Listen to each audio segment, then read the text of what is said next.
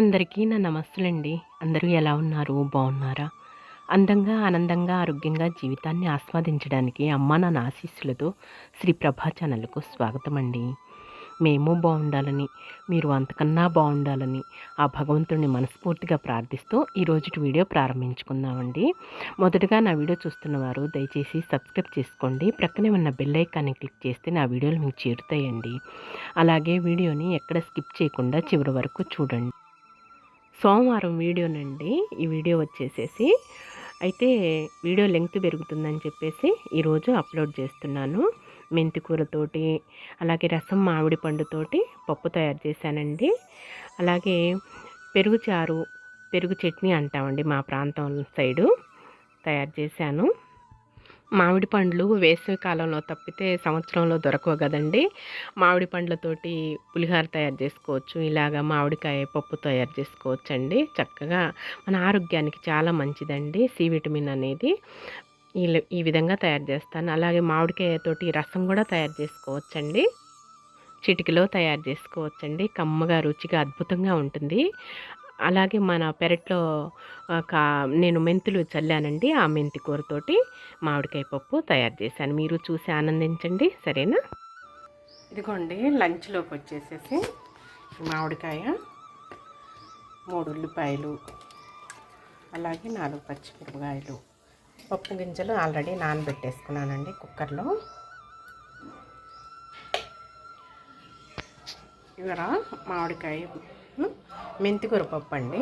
మెంతికూర కూడా ఉన్నది.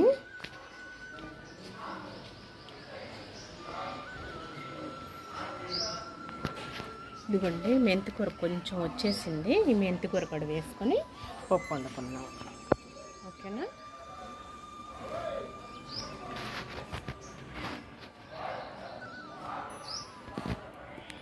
అట్లా మెంతులు చల్లుకున్నాం అనుకోండి, 5-6 రోజులకి చక్కగా వచ్చేస్తుంది. మనం ఇంట్లోనే చక్కగా మనం పీక్కొని తీసుకొని మెంతికూర పప్పు తయారు చేసుకోవచ్చు.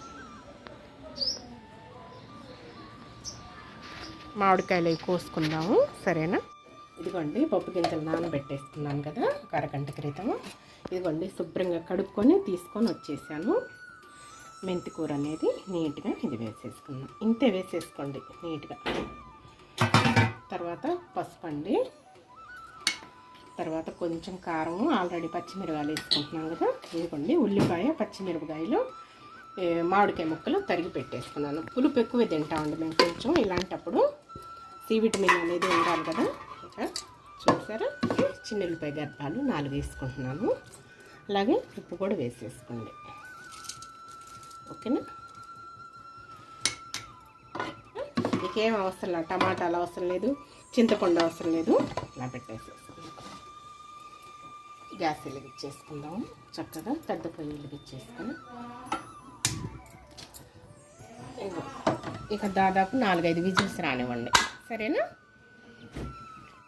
ఇదిగోండి కుక్కర్లో పప్పు మెత్తగా లక్ అయిపోయింది, చూసారా? ఇక ఎనుపుకుందామండి.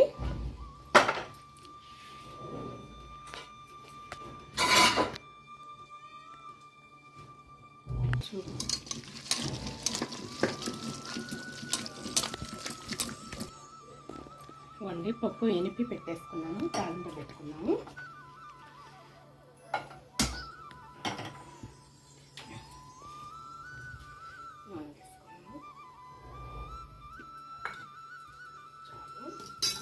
పిండి మిరపకాయ వేసుకున్నాము కొంచెం.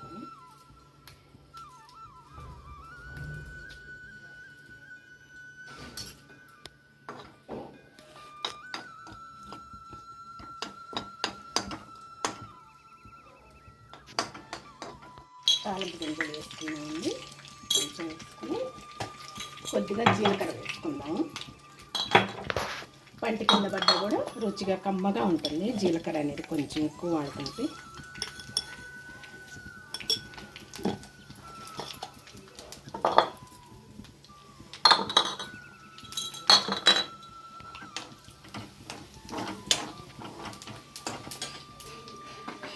కరివేపాకు వేసుకున్నామండి.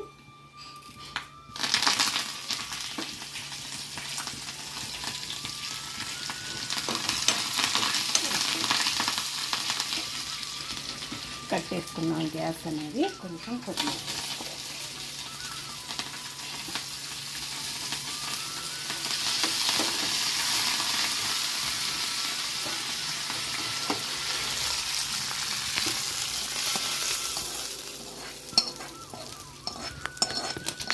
చూసారా చక్కగా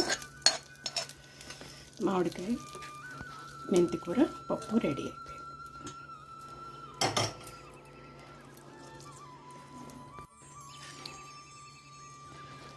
ఇలా కమ్మగా మామిడికాయ మెంతి కూర పప్పు రుచి అద్భుతం అండి.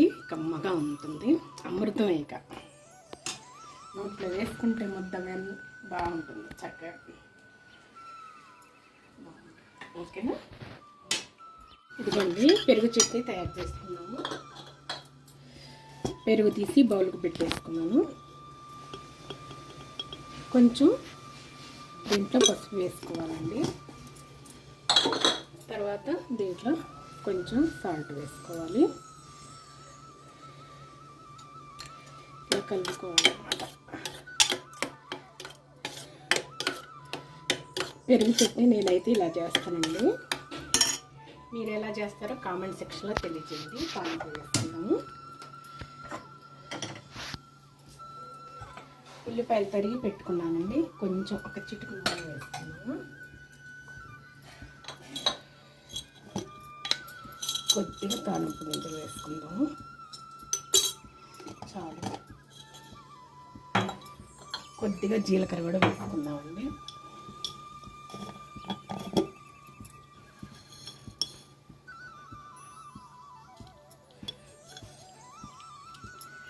చాలు.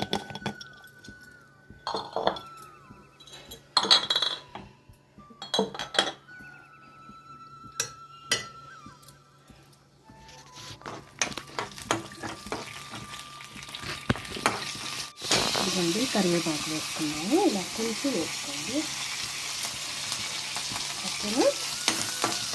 తర్వాత ఉల్లిపాయ పచ్చిమిరకాయలు, ఒక పచ్చిమిరకాయ తరిగానండి. ఎందుకంటే మంటగా ఉన్నాయి పచ్చిమిరకాయలు.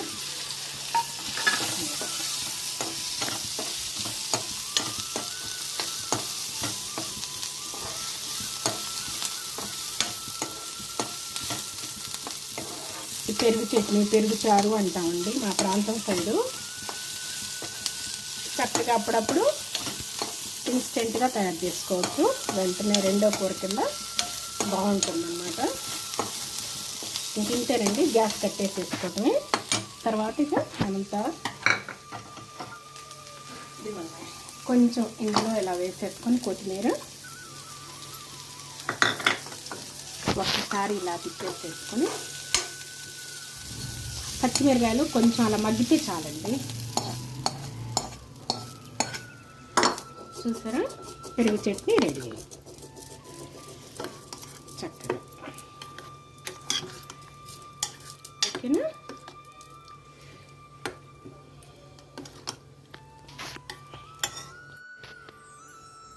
ఈరోజు వచ్చేసి పప్పు అలాగే పెరుగు చట్నీ అండి. మాకు లంచ్లోకి వచ్చేసేసి ఇలా త్వరగా తయారు చేసుకొని కమ్మగా తినేసేయండి.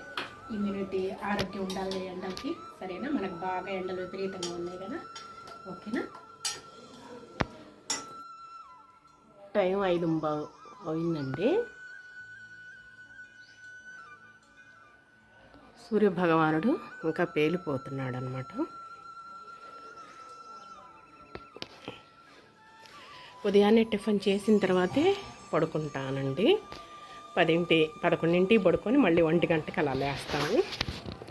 లేచి ఇంకప్పుడు భోజనం చేస్తాను అన్నమాట. భోజనం చేసిన తర్వాత ఇక బట్టలు వాషింగ్ మిషన్ చూసారా? మందాపు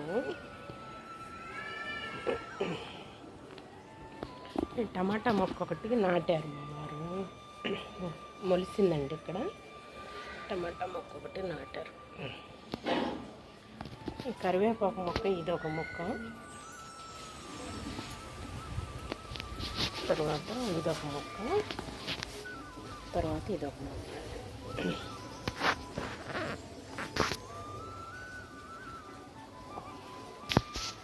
సాంగ్ పెట్టుకున్నాము.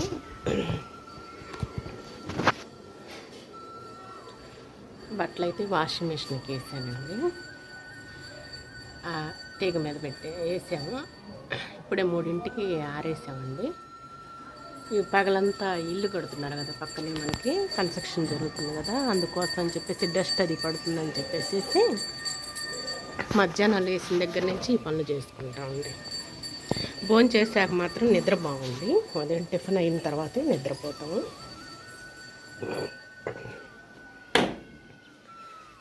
మధ్యాహ్నం లేచిన దగ్గర నుంచి ఏదో ఒక పనులు చేసుకుంటూ ఉంటాము.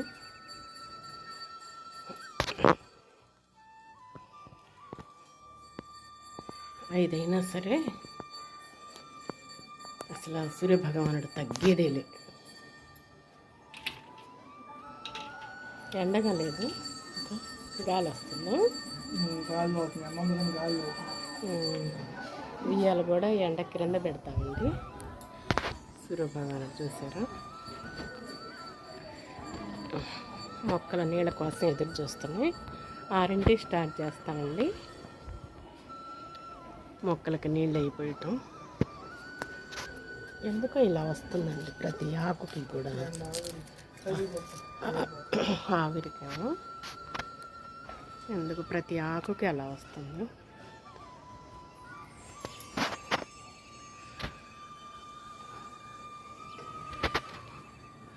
ఎండైనా సరే పనోళ్ళు పని చేస్తూనే ఉండారు.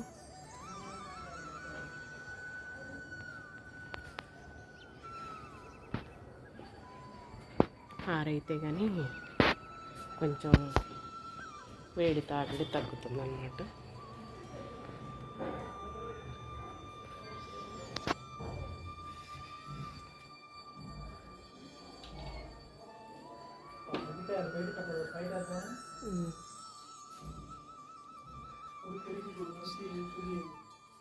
అలాగే సూర్యభగవానుడు చూస్తారా ఇంట్లోకి కూడా ఎలా వచ్చాడు.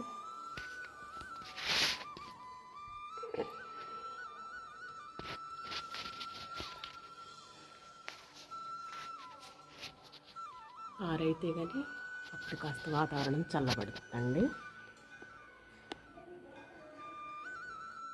ఇగోండి ఈవినింగ్ టైంలో మా స్నాక్స్ టైం బిస్కెట్స్ తీసుకుంటాము. మా వారికి నాకు బిస్కెట్స్ అంటే ఇష్టం అండి. ఈవినింగ్ టైంలో ఈ విధంగా స్నాక్స్గా ఇవి తీసుకుంటాము.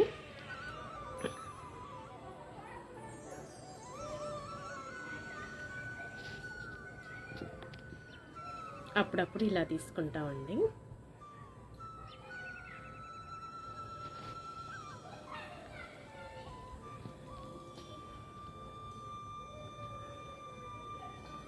ఇవ్వండి బిస్కెట్స్ తిన్న తర్వాత మళ్ళీ డీమార్ట్ నుంచి లిచీ జ్యూస్ అండి, ఇవి లిచీ డ్రింక్ ఇవి తీసుకొచ్చారు మా వారు.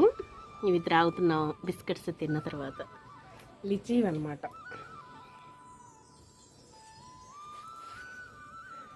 డ్రింక్స్ అండి, బాగుంటాయి, చక్కగా ఉన్నాయి. ఇద్దరికి ఇవి త్రాగుతున్నాం.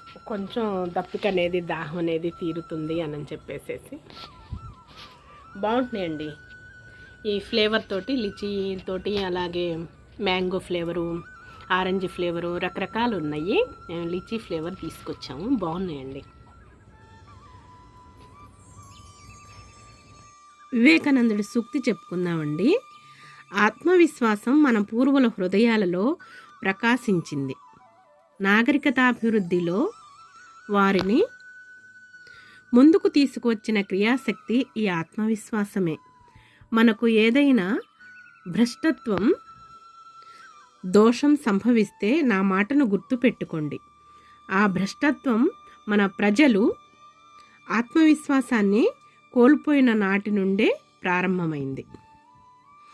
ఆత్మవిశ్వాసం అనేదండి, మనం ఏదైనా నమ్ముతాం, ఇది జరిగిపోయిద్ది, ఇది జరగాలి అని చెప్పేసి మనం యొక్క విశ్వాసంగా దృఢ నమ్మకంతో బాగా నమ్ముతాం అన్నమాట. మనం తిరుమల వెంకటేశ్వర స్వామి దగ్గరికి వెళ్తాం చూడండి, ఇది జరగాలి, ఇది జరిగిద్ది భగవంతుడి దగ్గరికి వెళ్తే అని చెప్పేసి ఎలా నమ్ముతాము. అలాగే మన ఆత్మవిశ్వాసం మన పూర్వుల హృదయాలలోనే ప్రకాశించిందండి. మన పూర్వం నుంచి వచ్చే వాళ్ళ యొక్క మనసుల్లోనే చోటు చేసుకుంది. అలాగే నాగరికత అభివృద్ధిలో వారిని ముందుకు తీసుకొచ్చిన క్రియాశక్తి ఈ ఆత్మవిశ్వాసమే. నాగరికత అభివృద్ధి జరగటంలో వారిని ముందుకు నడిపించింది ఈ యొక్క ఆత్మవిశ్వాసమేనండి. మనకు ఏదైనా భ్రష్టత్వం దోషం సంభవిస్తే నా మాటను గుర్తుపెట్టుకోండి. అదే మనకు మన దురదృష్టం కానీ లేదా మన భ్రష్టు పట్టడం అంటాం చూడండి, మనం ఈ విధంగా సంభవించిందనుకోండి, వివేకానందుడు అంటున్నాడు, నా మాటను గుర్తుపెట్టుకోండి. ఆ భ్రష్టత్వం మన ప్రజల ఆత్మవిశ్వాసాన్ని కోల్పోయిన నాటి నుండే ప్రారంభమైంది. ఎప్పుడైతే ప్రజల యొక్క ఆత్మవిశ్వాసం నమ్మకం కోల్పోతారో అప్పుడే వారి నుండే ఈ భ్రష్టత్వం అనేది ప్రారంభమైంది అని చెప్తున్నారు. ఇదేనండి ఈరోజు సూక్తి. మన ఆరోగ్యం గురించి చెప్పుకుందామండి. వాంతులు ఎక్కువగా అవుతున్నాయి అనుకోండి, అజీర్తి మూలంగానో లేదంటే బయట ఏదైనా పదార్థం తిన్నందువల్లనో వాంతులు అవుతూ ఉన్నాయి అనుకోండి, 4-5 లవంగాలను వేయించి పొడి చేసి కనుక వాటర్లో తీసుకుంటే, ఒక గ్లాస్ వాటర్లో తీసుకుంటే వాంతులు అనేవి ఇక రావండి, తగ్గిపోతాయండి. ఇదేనండి ఈరోజుటి వీడియో. నచ్చితే లైక్ చేయండి, షేర్ చేయండి, సబ్స్క్రైబ్ చేసుకోండి మరవకండి. మరొక మంచి వీడియోతో మీ ముందుకు వస్తానండి. అంతవరకు సెలవు. నమస్తేనండి.